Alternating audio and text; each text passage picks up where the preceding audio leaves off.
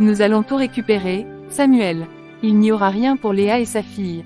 Pas même un centime. Oui, mère, et l'avocat familial finira par être de notre côté.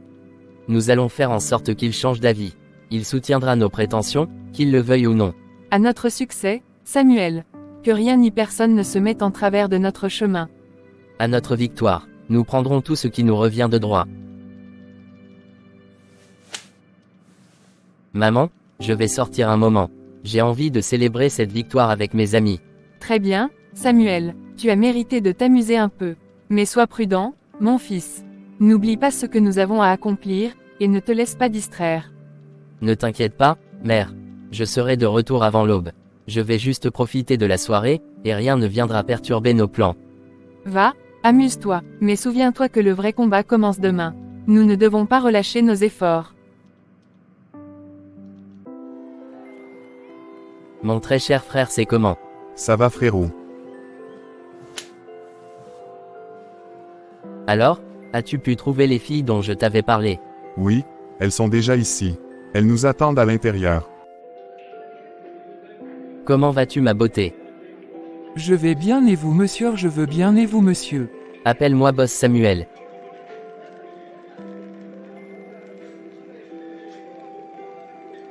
Enchanté boss Samuel. Je pense que ce soir on va bien s'amuser. Oui, Tu sais, aujourd'hui, je suis devenu le boss. Tous les héritages vont me revenir, l'entreprise, la boutique, tout. Il ne reste plus qu'un papier à signer par l'avocat pour que je devienne officiellement le propriétaire. Une fois que ce sera fait, je serai nommé directeur de l'entreprise. Mon boss plein. Boss des boss. Et tu sais quoi, quand je serai aux commandes, je te nommerai directeur adjoint. Toi, tu t'occuperas du travail, pendant que moi, je resterai à la maison à profiter de la vie. Ah, mon frère, tu sais comment partager le succès. C'est une grande nouvelle, et je suis prêt à te suivre dans cette aventure.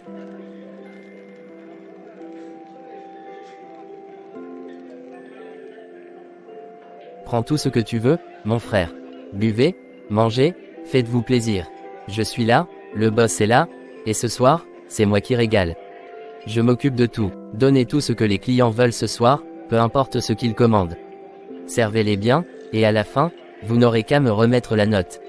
Je paierai tout. Très bien, monsieur. Je m'assurerai que tout le monde soit servi comme il se doit. Parfait. N'oubliez pas de vous en servir également, à plus.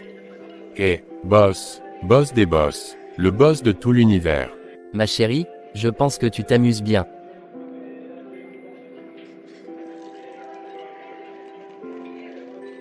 Gérant, puis-je avoir le reçu?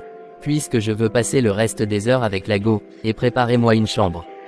Oui monsieur, vous allez nous payer 870 000 francs CFA. 870 000 vous avez dit. Voici, pas de problème, je paye comptant. Parfait, monsieur, je vais vous préparer la chambre. Tu vois, mon frère, l'argent n'est pas un souci pour moi. Quand on a les moyens, on profite. C'est pour ça que je dis toujours, il faut vivre la vie à fond. Ah, Samuel, tu es vraiment un boss maintenant. On voit que tu es prêt à tout pour profiter de ton héritage. J'espère que tout se passera bien pour toi dans l'entreprise. Ne t'inquiète pas. Les choses vont changer à partir de maintenant. Avec ce pouvoir et cet argent, je suis prêt à tout pour obtenir ce que je veux.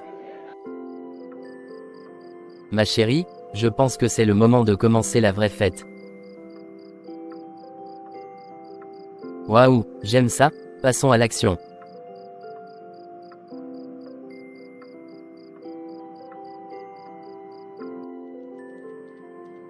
Samuel, où étais-tu passé toute la nuit? Tu es devenu un homme responsable maintenant. Ce n'est pas comme ça qu'un futur chef de famille se comporte. Tu devrais montrer l'exemple. Maman, tu oublies quelque chose. Je ne suis plus un enfant. Je suis le boss maintenant. L'entreprise, les biens, tout ça, c'est à moi. Je n'ai plus à rendre des comptes à qui que ce soit. Ma vie, c'est ma vie. Laisse-moi la vivre comme je l'entends. Ce n'est pas une question de rendre des comptes, Samuel. Il s'agit de savoir prendre tes responsabilités. Ce comportement peut t'amener à ta perte si tu continues ainsi. Ce n'est pas pour cela que nous avons fait tous ces sacrifices. Tu vois, maman, c'est là le problème. Tu es toujours là à vouloir me contrôler. Mais je n'ai plus besoin de tes leçons de morale. Je sais ce que je fais. Alors arrête de me surveiller et laisse-moi tranquille. Une semaine plus tard. Bonjour à tous. J'espère que vous avez pris le temps de réfléchir à la situation et de trouver un accord. Alors, quelle décision avez-vous prise concernant le partage? Après mûre réflexion, nous avons décidé que Samuel prendra le contrôle de l'entreprise familiale ainsi que la boutique.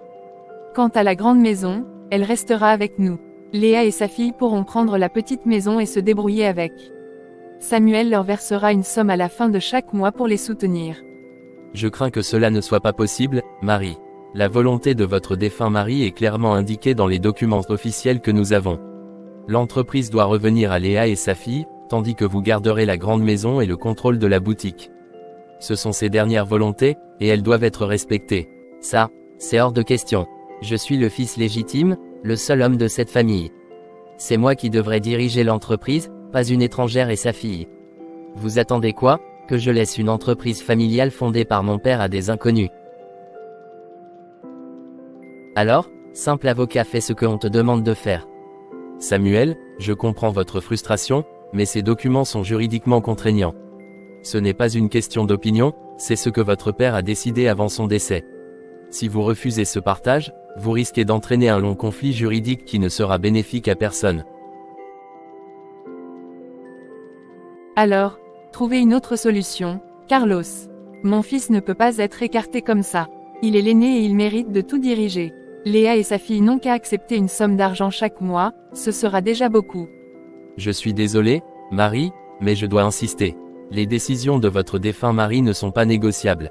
Si nous ne suivons pas ce qu'il a établi, cela pourrait entraîner de sérieuses complications légales. J'espère que vous comprendrez et que nous pourrons avancer sans confrontation. Attendez une minute, je reviens tout de suite.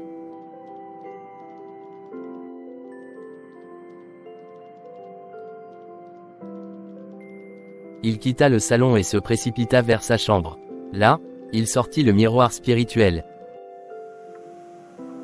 Esprit qui gouvernez les ténèbres, je vous appelle à venir à mon aide. Je vous en prie, frappez Élisée maintenant. Qu'elle ressente une douleur insupportable, qu'elle soit paralysée sur le champ et ne puisse plus se relever. Quant à cet avocat, c'est seulement parce qu'il croit avoir le soutien de mon père à travers ces documents qu'il se permet de nous dicter ce que nous devons faire. Rendez-le muet à jamais, que sa langue soit liée et qu'il ne puisse plus s'exprimer. De retour dans le salon.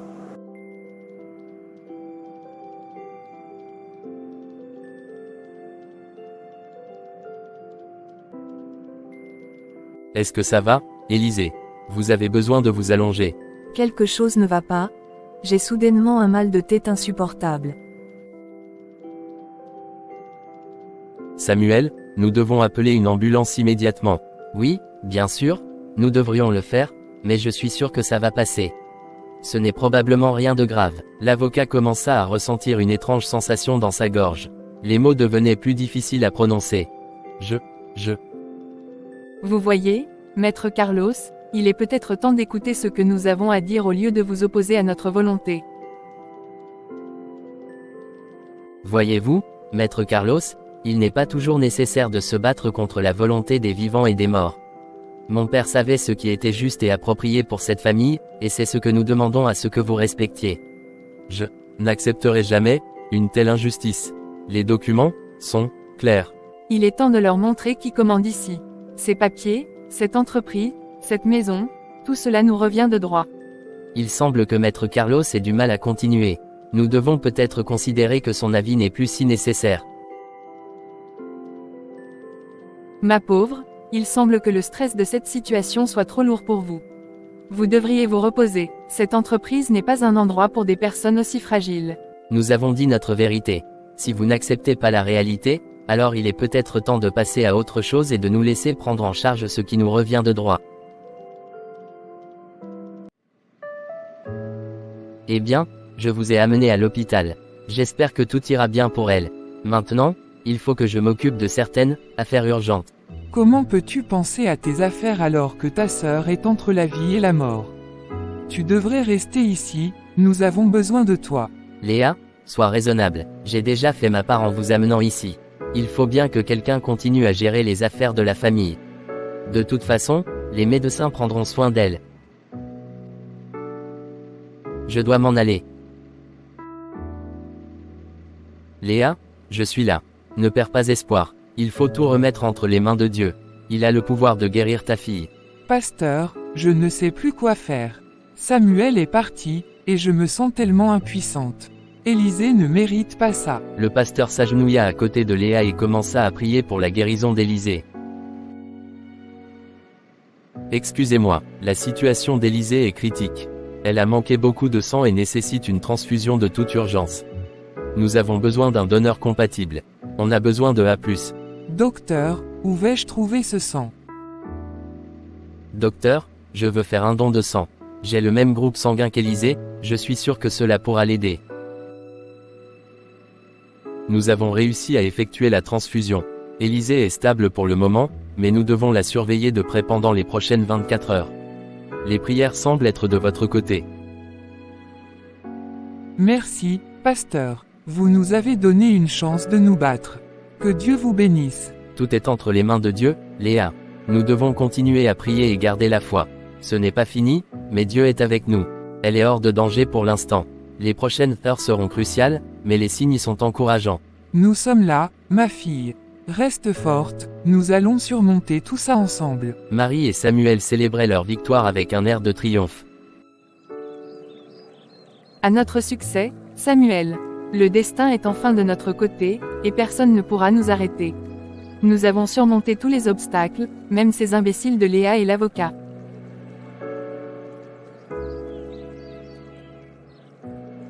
À la nôtre, maman. Tout s'est déroulé comme prévu.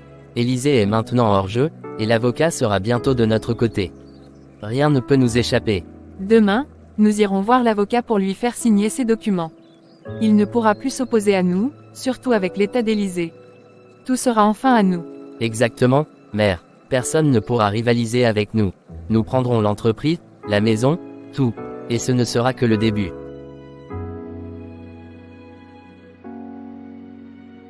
Ma sœur, gardez courage. Je crois fermement que Dieu ne vous abandonnera pas. Permettez-moi de prier pour Élisée et pour vous. Oui, pasteur. S'il vous plaît, priez pour ma fille.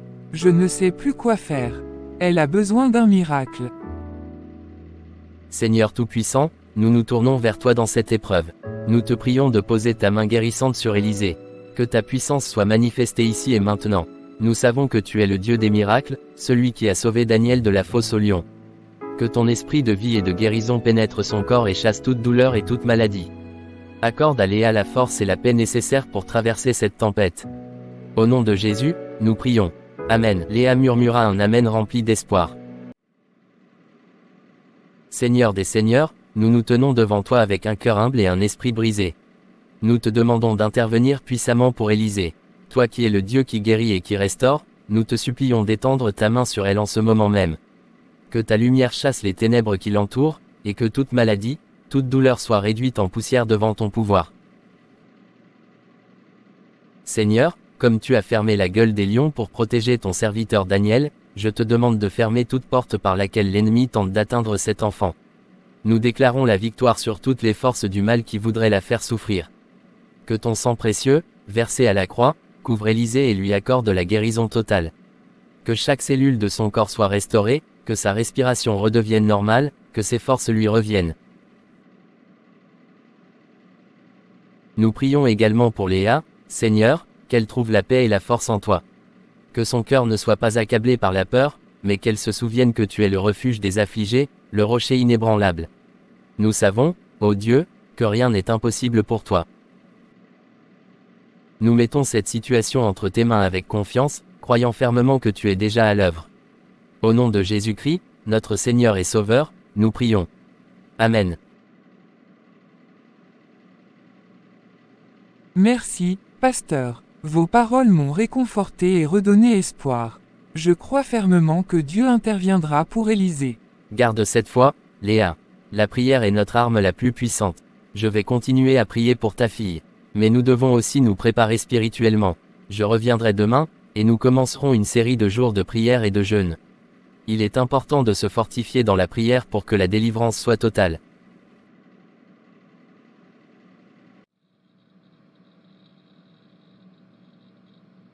Quel beau bureau, j'y suis enfin, là où je devrais être depuis toujours.